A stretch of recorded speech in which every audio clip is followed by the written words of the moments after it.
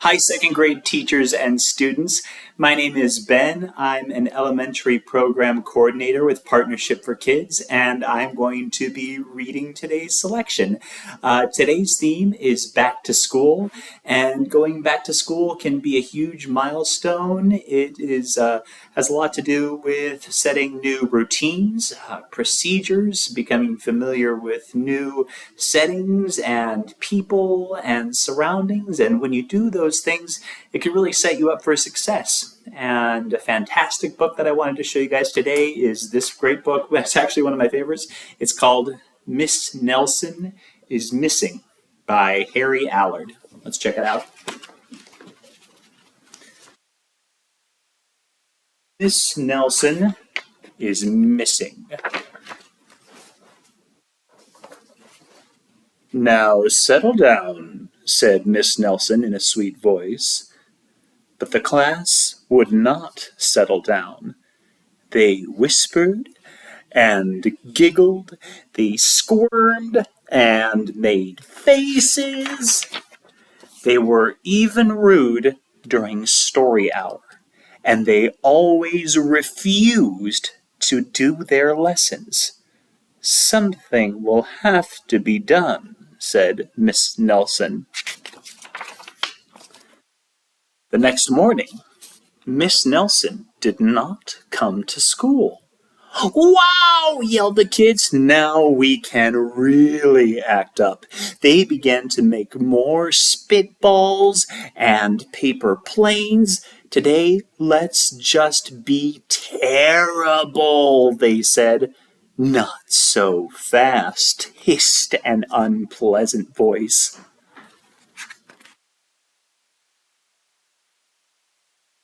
A woman in an ugly black dress stood before them. I am your new teacher, Miss Viola Swamp. And she rapped on the desk with her ruler. Where's Miss Nelson? Asked the kids. Never mind that, snapped Miss Swamp. Open those arithmetic books. Miss Nelson's kids did as they were told. They could see that Miss Swamp was a real witch. She business. Right away, she put them to work, and she loaded them down with homework. We'll have no story hour today, said Miss Swamp. Keep your mouth shut, said Miss Swamp. Sit perfectly still, said Miss Swamp, and if you misbehave, you'll be sorry, said Miss Swamp. The kids in room 207 had never worked so hard. Days went by, and there was no sign of Miss Nelson. The kids missed Miss Nelson. Maybe we should try to find her, they said. Some of them went to the police. Detective McSnog was assigned to the case. He listened to their story. He scratched his chin. He said. I think Miss Nelson is missing. Detective McSmog would not be much help.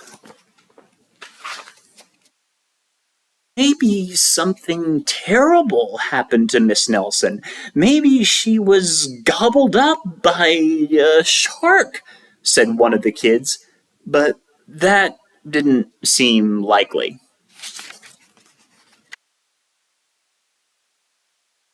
Maybe Miss Nelson went to Mars, said another kid. But that didn't seem likely either.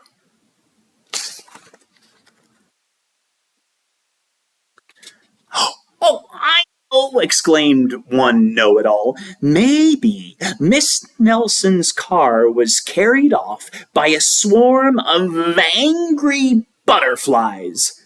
But that was the least likely of all.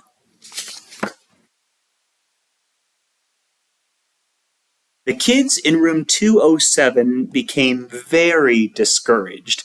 It seemed that Miss Nelson was never coming back, and and they would be stuck with Miss Viola Swamp forever.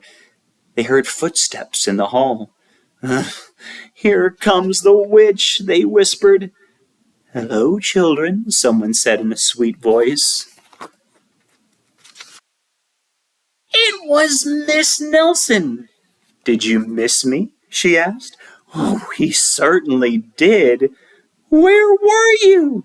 "Well, that's my little secret," said Miss Nelson. "How about a story hour?" "Oh, yes," cried the kids. Miss Nelson noticed that during the story hour, no one was rude or silly. "What brought about such a lovely change?" she asked. "Well, that's our little secret," said the kids. Back home, Miss Nelson took off her coat and hung it in the closet, right next to an ugly black dress.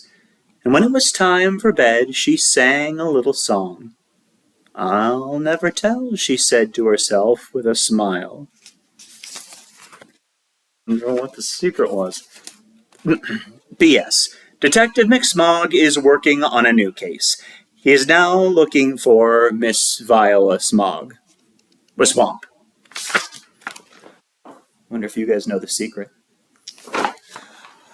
I hope you guys enjoyed the story. It's actually one of my favorites.